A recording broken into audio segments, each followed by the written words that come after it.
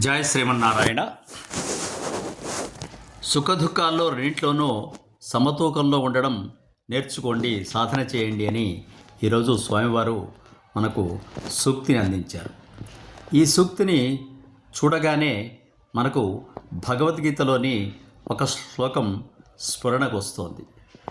దుఃఖేష్వనుద్విగ్నమనాః సుఖేషు విగత స్పృహ వితరాగభయక్రోధ స్థితజీర్మునిరుచ్యతే. దుఃఖములు కలిగినప్పుడు దిగులు చెందని వాడును, సుఖములు కలిగినప్పుడు స్పృహ కోల్పోని వాడును, రాగము భయము క్రోధము పోయినవాడును స్థితప్రజ్ఞుడిని చెప్పబడును. ఎవరైతే ఈ ద్వంద్వాలకు అతీతంగా నడుచుకుంటారో వారిని స్థితప్రజ్ఞులుగా భగవద్గీతాకారుడైన జగద్గురువు శ్రీకృష్ణ పరమాత్మ తెలియచేశాడు. ఏమిటి ద్వంద్వాలు? ద్వంద్వాలకు అతీతంగా ఉండడం అంటే ఏమిటి? ద్వంద్వాలు అంటే సుఖము దుఃఖము, లాభము నష్టము, వేడి చలి, జయము అపజయం మొదలైనవి. ఈ ద్వంద్వాలు ప్రతి మానవుడికి ఉంటాయి, సంసారికి ఉంటాయి, సన్యాసికి కూడా తప్పవు. ప్రతి వాడి జీవితంలో ఈ ద్వంద్వాలు వస్తూ ఉంటాయి, పోతూ ఉంటాయి. ఎందుకంటే అవన్నీ ప్రకృతి సహజ లక్షణాలు. సాధకుడు వీటికి అతీతంగా ఉండాలి, వీటికి ప్రభావానికి లోను కాకూడదు. సుఖం వచ్చినా దుఃఖం వచ్చినా పట్టనట్టే ఉండాలి, కానీ ఉద్వేగాలకు లోను కాకూడదు.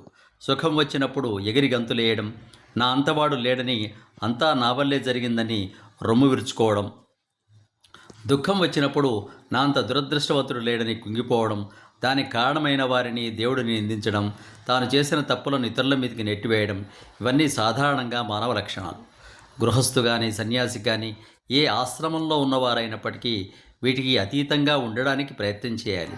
అప్పుడే ప్రతివాడు మనశ్శాంతిగా ఉంటాడు అని ఈ సూక్తి యొక్క లక్షణం.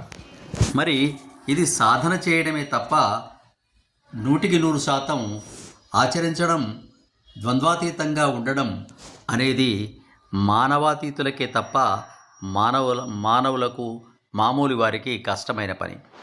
అందుకోసమే ఈ సూక్తిలో స్వామివారు నేర్చుకోండి, సాధన చేయండి, సాధనాత్ సాధ్యతే సర్వం అనేటువంటి మాటను మనకు తెలియచేస్తున్నారు.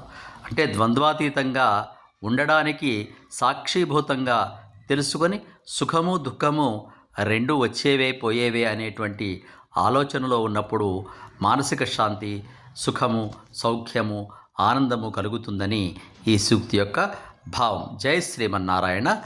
సబ్స్క్రైబ్ ఆచార్య శ్రీ సూక్తి ఛానల్. శుభం.